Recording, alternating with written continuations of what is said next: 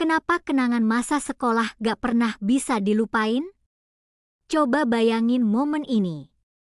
20 tahun dari sekarang, kamu lagi beresin gudang rumah kamu, terus kamu gak sengaja nemuin buku album kenangan sekolah atau seragam lama kamu di hari kelulusan.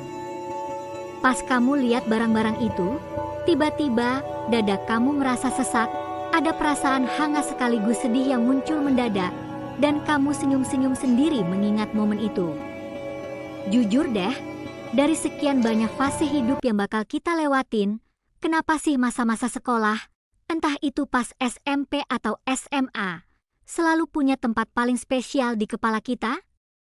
Kenapa pas kita udah gede nanti, kita bakal lupa sama isi buku teks, lupa sama nilai ujian semester kita, tapi kita gak akan pernah bisa lupa sama detail tempat kita nongkrong di kantin, lagu yang kita denger pas jatuh cinta pertama kali, atau bahkan rasa panik pas dihukum bareng temen sekelas?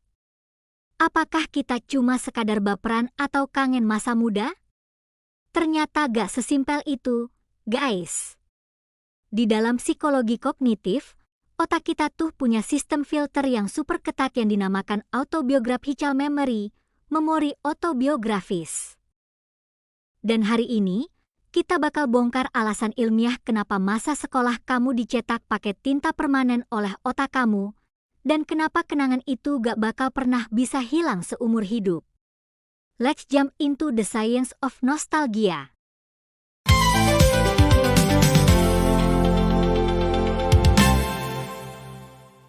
Otak remaja dan rahasia, reminiscence boom. Di dalam studi psikologi kognitif dan sosiologi, ingatan kita tentang masa lalu pribadi itu dikelola sama yang namanya memori autobiografis. Nah, pas kamu udah dewasa nanti, otak kamu gak bakal nyimpen semua memori hidup kamu secara rata. Otak melakukan penyaringan berdasarkan sesuatu yang disebut emotional salience alias seberapa tinggi muatan emosional dari suatu kejadian. Ada sebuah studi monumental tahun 1986 oleh psikolog David Rubin dan timnya. Mereka nemuin sebuah fenomena psikologi yang sangat terkenal bernama reminiscence boom atau tonjolan kenangan. Riset ini membuktikan kalau manusia dewasa, ketika disuruh menceritakan kembali momen paling berkesan dalam hidup mereka, grafiknya bakal menonjol sangat tinggi pada peristiwa-peristiwa yang terjadi di rentang usia 10 hingga 25 tahun. Maksudnya apa? Artinya, usia-usia kamu pas SMP, SMA, sampai awal kuliah adalah masa emas di mana otak kamu merekam memori dengan kualitas paling tajam seumur hidup. Kenapa bisa begitu?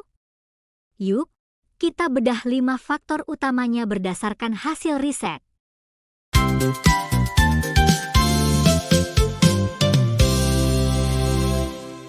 Pertama, hubungan pertemanan geng pertama, peer relationships. Faktor pertama yang paling gak bisa dilupain dari masa sekolah, hubungan pertemanan dan geng pertama kamu, peer relationships. Masa sekolah, terutama pas kamu menginjak usia remaja, adalah fase transisi biologis di mana keterikatan emosional kamu yang tadinya 100% fokus ke orang tua di rumah, mulai bergeser ke teman sebaya.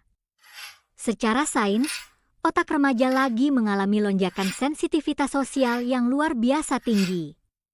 Otak kita mengodekan interaksi sosial pada masa ini sebagai informasi penting buat kita bertahan hidup dan membentuk identitas diri. Makanya, momen-momen sederhana kayak duduk melingkar di kantin, megosip di pojok kelas pas jam kosong, rasa solidaritas pas ngebantuin temen yang lagi kesusahan, bahkan sampai konflik atau berantemnya kamu sama temen segeng, itu bakal terekam kuat banget. Kenangan bareng temen sekolah itu terasa murni banget karena di masa itu, kita berteman bukan karena urusan bisnis atau politik kayak orang dewasa, tapi murni karena kita merasa cocok, nyaman, dan sefrekuensi.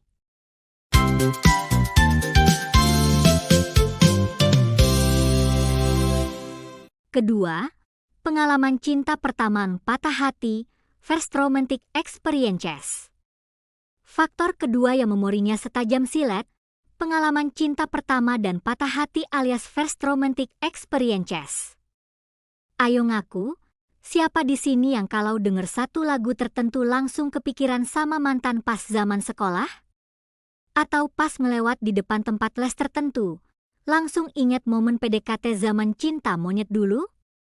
Riset oleh David B. Pilemer pada tahun 2001 nemuin kalau yang namanya first time events atau peristiwa pertama kali dalam hidup yang melibatkan emosi interpersonal yang intens, itu punya ketahanan memori jangka panjang yang luar biasa tinggi. Secara biologis, cinta pertama di sekolah itu melibatkan kombinasi maut antara gejolak hormon yang lagi aktif-aktifnya, kayak oksitosin dan dopamin, ditambah dengan efek pembaruan atau novelty. Karena itu adalah pertama kalinya jantung kamu berdegup kencang buat lawan jenis, otak kamu belum punya kerangka acuan sebelumnya. Akibatnya, otak kamu bakal merekam momen itu dengan sangat efisien dan super detail. Bahkan detail kecil kayak wangi parfumnya dia, baju apa yang dia pakai pas kamu tembak, atau ekspresi mukanya pas kamu putusin, itu bisa kamu ingat sampai puluhan tahun ke depan.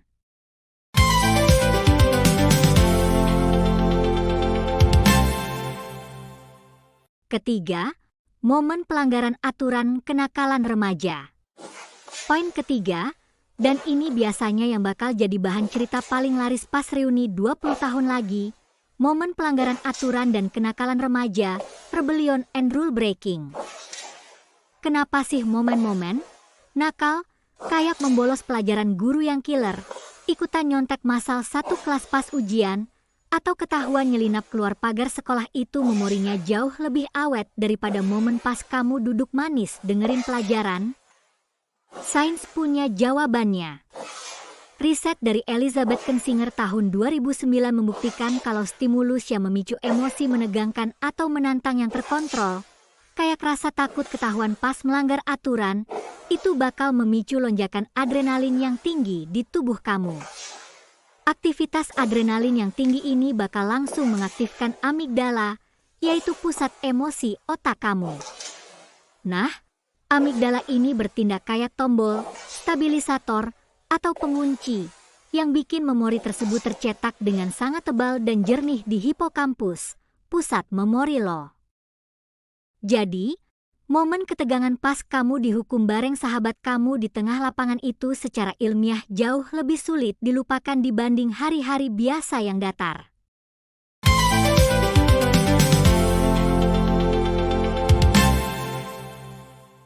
Keempat, ritual kolektif sekolah, ujian nasional, wisuda, study tour. Poin keempat, ritual kolektif sekolah. Mulai dari ketegangan menjelang ujian nasional, keseruan tidur di bus pas study tour, euforia class meeting, sampai harunya perayaan wisuda kelulusan.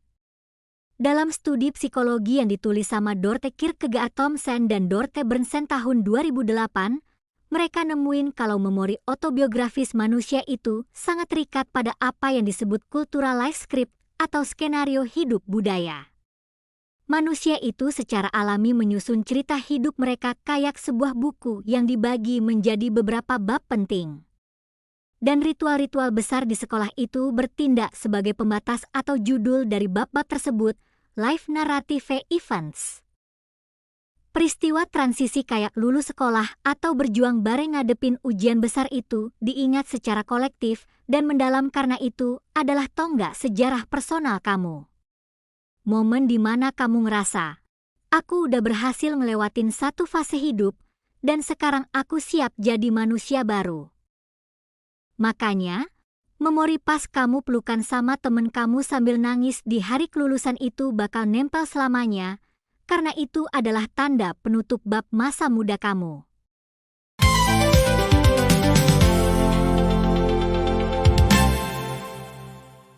Kelima, guru yang mengubah jalan hidup atau yang sangat kejam. Dan faktor kelima, yang menyatukan pembahasan kita di video-video sebelumnya, sosok figur otoritas, yaitu guru kamu. Entah itu guru yang bertindak sebagai pahlawan yang mengubah jalan hidup kamu, atau guru yang sangat ditakuti karena super kejam. Dalam sebuah paper ilmiah yang sangat terkenal dari Rick Baumeister dan timnya berjudul Bad is Stronger Than Good, dijelaskan kalau secara evolusioner, otak manusia itu didesain lebih kuat mengingat trauma, ancaman, atau hal buruk, seperti guru kejam, demi mekanisme bertahan hidup agar kita gak mengulangi kesalahan yang sama. Tapi di sisi lain, hubungan emosional yang sangat positif, seperti guru inspiratif yang percaya sama potensi kamu pas semua orang meragukan kamu, itu bakal mengaktifkan reward system atau sistem penghargaan di otak kamu secara mendalam. Makanya, dua tipe guru ekstrim ini, yang paling kamu sayang atau yang paling kamu benci, bakal jadi tokoh karakter yang paling awet di memori autobiografis kamu seumur hidup.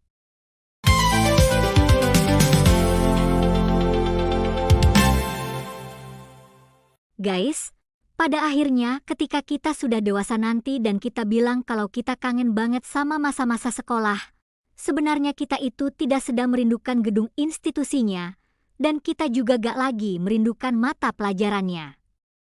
Kita sebenarnya sedang merindukan diri kita sendiri di masa lalu.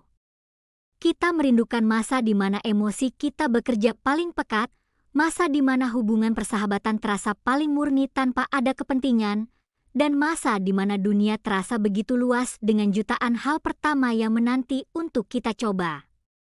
Buat kamu yang sekarang masih duduk di bangku sekolah, nikmatin setiap detiknya. Mau itu momen kamu lagi stres ngerjain tugas, momen ketawa bareng temen, bahkan momen kamu lagi dihukum sekalipun. Karena percaya deh, semua hal yang kamu jalanin hari ini adalah bahan bakar nostalgia paling mahal yang bakal kamu kenang pas kamu udah gede nanti. Coba sekarang, tulis di kolom komentar di bawah, apa satu memori atau kejadian di sekolah yang menurut kamu gak akan pernah bisa kamu lupain seumur hidup? Mari kita saling berbagi cerita seru masa sekolah di bawah.